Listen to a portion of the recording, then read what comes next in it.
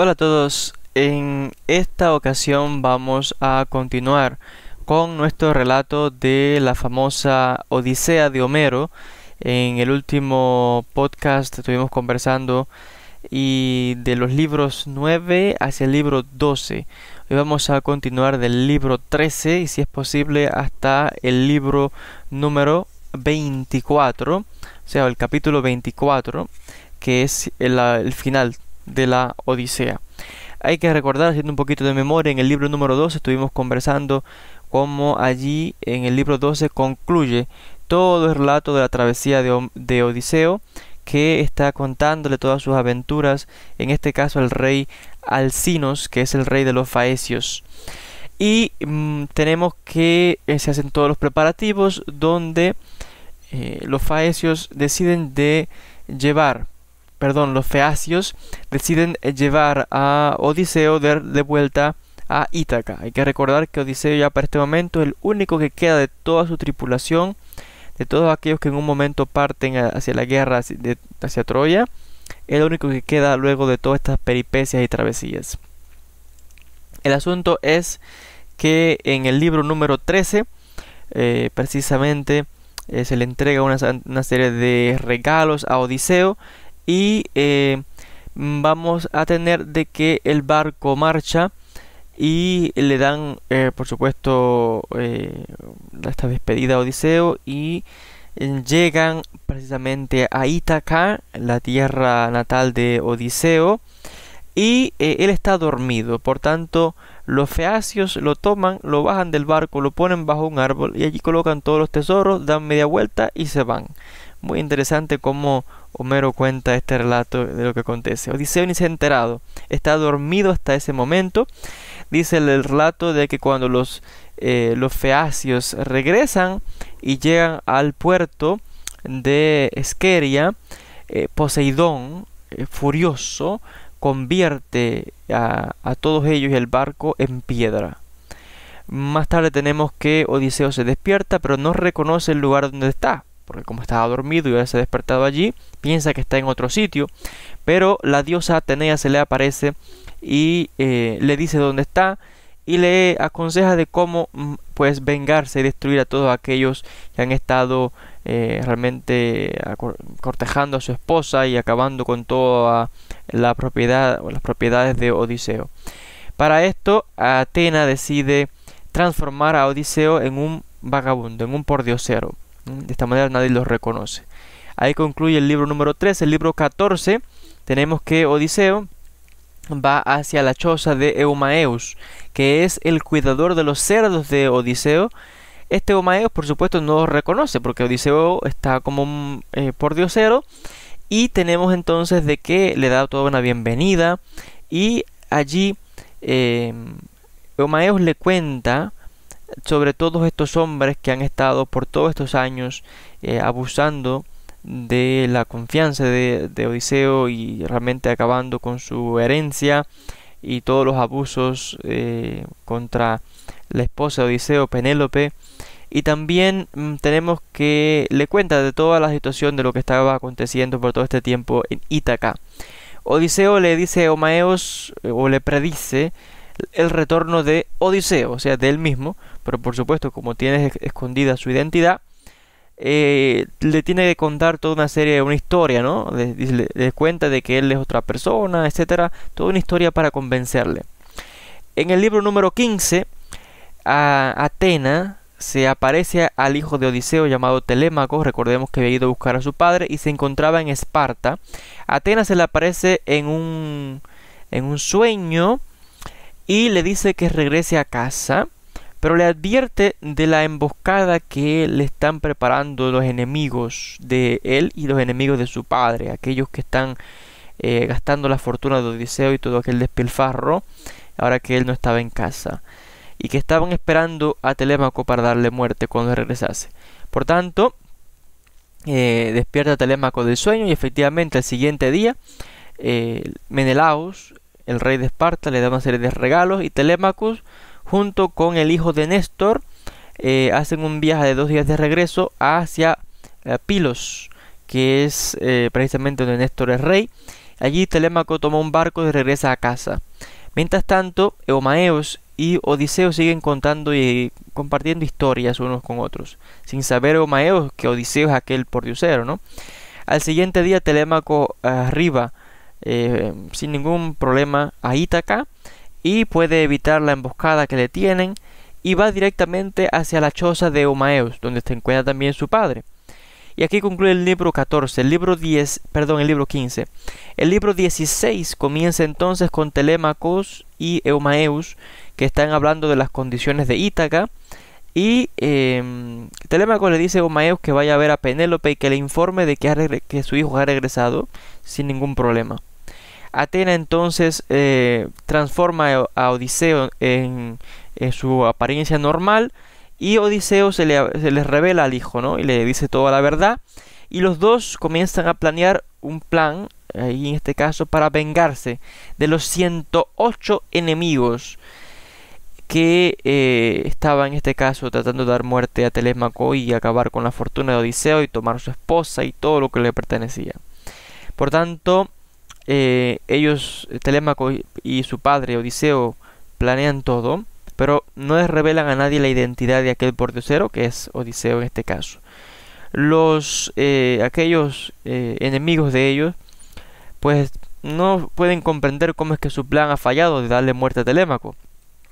Y Penélope en este caso les recrimina por aquel intento de asesinar a su hijo. El libro 17 nos cuenta que al siguiente día Telémaco regresa al palacio y Penélope, su madre, le da la bienvenida. Y Telémaco le cuenta a su madre de lo que había escuchado en la isla de Pilos y también en Esparta. Odiseo es transformado nuevamente en un pordiosero y va junto con Eumaeos a la ciudad. Mientras tanto, Melantius, que es el que cuidaba las cabras de Odiseo, se lo encuentra en el camino y como no lo reconoce, este Melantius, que era un traidor además, se encuentra con Odiseo y con Eumaeos y ve a Odiseo como un pordiosero y lo insulta y lo patea, y ya Odiseo va viendo quién es este hombre. Mientras tanto, ellos entran, Odiseo continúa con Eumaeos y llegan al patio del palacio, donde el perro de casa de Odiseo lo reconoce. Muy interesante, su perro lo reconoce, el nombre del perro era Argus, y el perro como que viene a darle la bienvenida, pero en ese momento el perro muere. Quizás podríamos argumentar que Atena o los dioses le dan muerte al perro para que no revele la identidad de Odiseo, pero es muy interesante cómo reconoce a su amo. Mientras tanto, Odiseo, que está jugando su papel, les ruega a aquellos enemigos y dice el texto que está allí como entreteniéndoles, ¿no? Porque él es un pordiosero y la gente, por supuesto, se burlan de él, etcétera. Y Antinos, uno de sus enemigos, dice el texto que lo golpea con un taburete de colocar los pies. Y aquí concluye en este caso, el libro número 17. Vamos a tener entonces que el libro número 18 comienza cuando había allí en el palacio otro pordiosero que ahora se enfrenta con Odiseo porque dice, bueno, vamos a ver, yo soy el pordiosero que está aquí y vienes tú ahora como que me vas a quitar el negocio, esto es una competencia o qué. Así que este malvado Antinos, que era uno de los pretendientes a Penélope, recordemos, este Antinos malvado, pues para espectáculo, por la fuerza hace que los dos pordioseros se entren a golpes, que empiecen a luchar, como para entretenerse él, ¿no? Por supuesto, Odiseo, para evitar que lo descubran, cuando está luchando con este otro mendigo, pues le da unos golpes muy suaves, ¿no? Como no usa tanta violencia ni demuestra que él es un gran guerrero, porque si no lo van a descubrir. Pero aún así, aunque trata de ser gentil, le rompe la quijada al otro pordiosero. Y el hecho es que Penélope aparece frente a todos, más hermosa que nunca, porque la diosa Atenea pues la ha embellecido, y cuando entra por los pabellones realmente capta la admiración de todos. Dice el texto que Odiseo entonces, pues en este caso se opone a una de las sirvientas de Penélope porque tiene un comportamiento vergonzoso con estos pretendientes, y dice el texto más luego de que Eurymachus le lanza un banquillo a Odiseo por la insolencia. Recordemos que no lo reconocen, creen que es un pordiosero.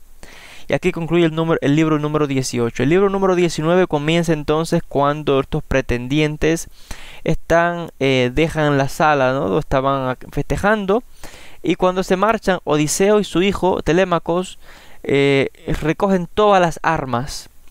En ese momento se nos dice que Penélope aparece y ella y Odiseo conversan, pero ella no sabe quién es.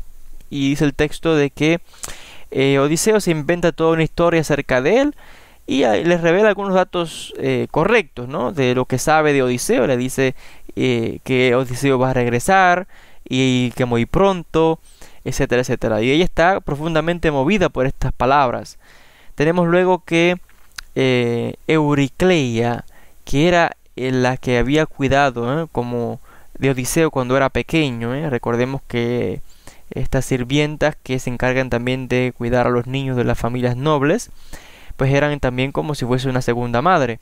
Y esta Euriclea era pues como también una segunda madre para Odiseo, si podríamos usar ese término, ¿no? De las que lo cuidaba de pequeño, etcétera. Y mientras está lavándole los pies a Odiseo, dice el texto de que ella los reconoce por una cicatriz que tiene en el muslo, que es una cicatriz que Odiseo había recibido mientras estaba de cacería en una ocasión. Inmediatamente él no puede ocultar más su identidad, menos con ella, y le dice por favor que no revele su identidad.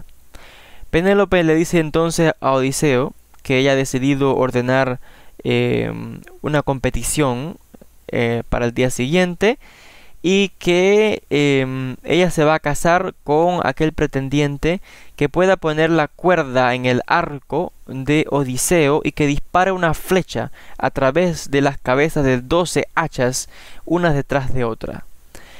Nos cuenta entonces el libro número 20 que los dioses han decidido ayudar a Odiseo y a Penélope. A la mañana siguiente todos los pretendientes llegan.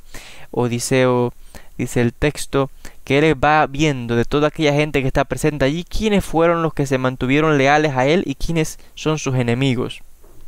Uno de estos pretendientes, llamado Tesipos, dice que de forma realmente malvada, si pudiéramos decir, dice que le arroja un hueso a Odiseo, y Telémaco los reprende por tal acción.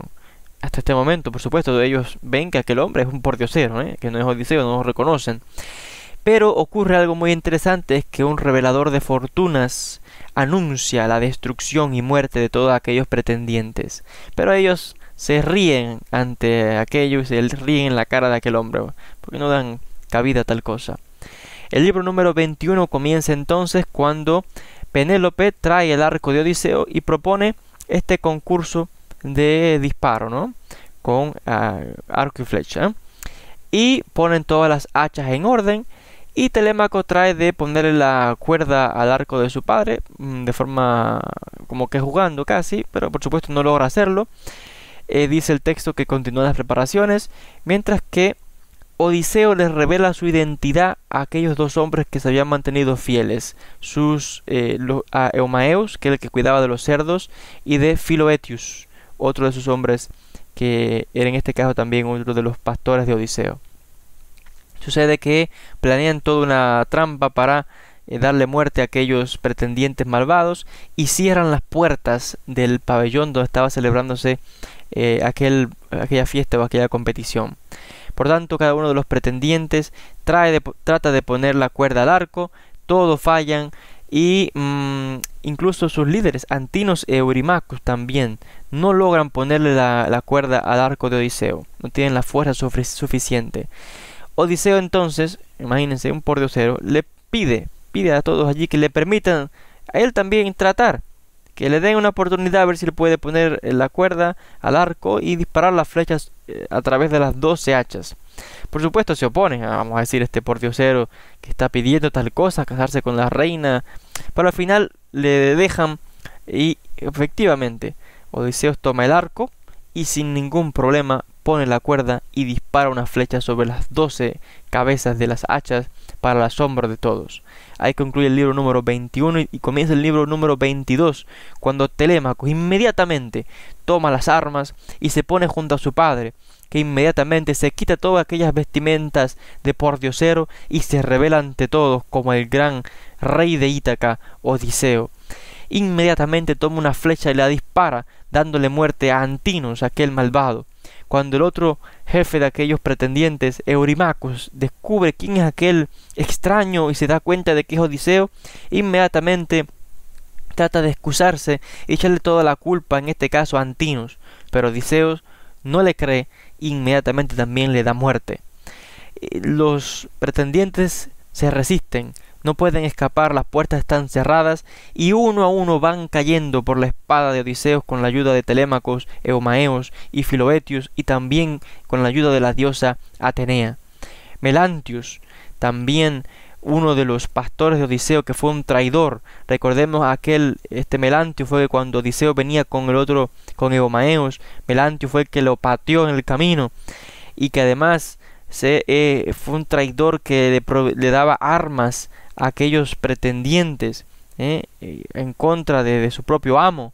Dice el texto de que los demás pastores, Eumaeos y Filoetius, lo acorralan, también lo amarran con unas cuerdas y se dice el texto de que Odiseo no perdona a nadie sino en este caso al trovador llamado Femius y al heraldo llamado Medón. Manda luego llamar a aquella sirviente de casa que le había criado también, Euricleia, y le pide que mande a llamar a todas aquellas sirvientes de Penélope que habían confraternizado con los traidores, con aquellos pretendientes, y 12 chicas son traídas y se les ordena que limpien toda aquella sangre y todos aquellos cadáveres de aquellos que habían sido aniquilados, y luego de que es todo limpiado, estas 12 muchachas que también habían confraternizado con los enemigos son colgadas y Melantius, aquel pastor también malvado, es horriblemente mutilado y finalmente muerto, de tal manera que aquel salón es por tanto purificado por una fumigación. Aquí concluye el libro 22 y comienza el libro 23, donde Penélope, que no se había enterado de lo que había ocurrido, le informan de todos los sucesos. Pero después de 20 años esperando por su esposo, Odiseo, ella encuentra muy difícil de creer de que aquel extraño, aquel pordiosero sea realmente Odiseo. Pero su hijo Telémacos realmente la reprende por aquel corazón duro que estaba mostrando y por haber dudado. Por tanto, los banquetes continuaban en otras partes del palacio, bailes y festejos, una manera de entretener a la gente del pueblo, especialmente los parientes de aquellos de los pretendientes que habían sido muertos, porque hay que recordar que si no iban a tomar venganza contra Odiseo. Mientras tanto, Odiseo y Penélope conversan. Odiseo le cuenta en secreto de la construcción de su cama nupcial y así es como Penélope le cree finalmente de que es su esposo ha regresado después de tanto tiempo. Después de haberse saludado, ambos se retiran y se cuentan todos los sufrimientos y aventuras que tuvieron que atravesar. La noche que se extiende, se hace larga y de hecho el amanecer no llegaba porque se dice que la diosa Atenea había detenido el sol para que no amaneciese. Se nos dice entonces que antes de llegara el amanecer, Odiseo, Telémacos y aquellos dos pastores, recordemos, Eumaeos y Filoetos, que eran leales a Odiseo, finalmente van hacia la casa del padre de Odiseo llamado Laertes para contar todo lo sucedido.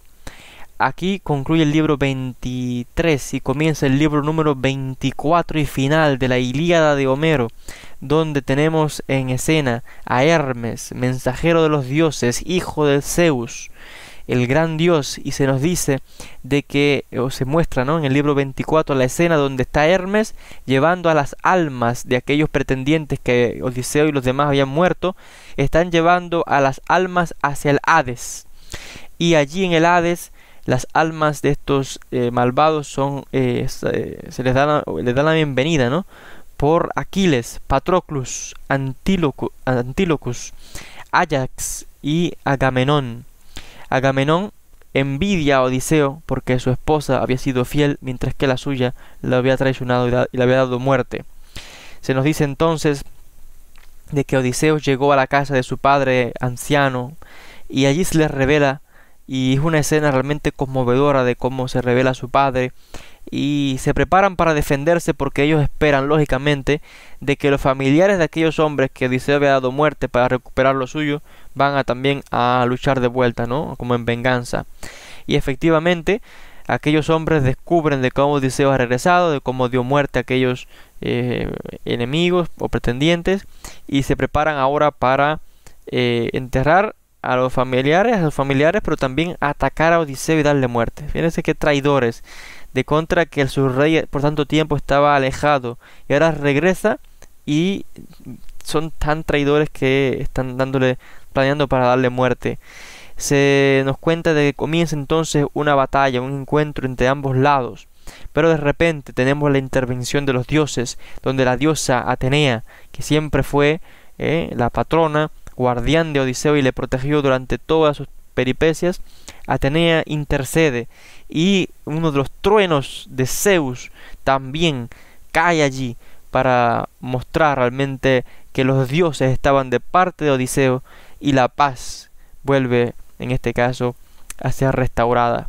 Y aquí pues precisamente con esta escena, protección de los dioses, regreso, venganza y recuperación total de todo lo suyo, concluye la famosa Odisea de Homero, una obra que es considerada como una de las grandes de la literatura universal. Hasta aquí con este podcast sobre la Odisea de Homero. Hemos concluido esta diferente serie de vídeos donde hemos narrado de forma pues resumida y breve los acontecimientos principales de esta obra clásica, otra vez, de la literatura universal, legado del mundo griego. Gracias a todos por la atención y hasta un próximo podcast.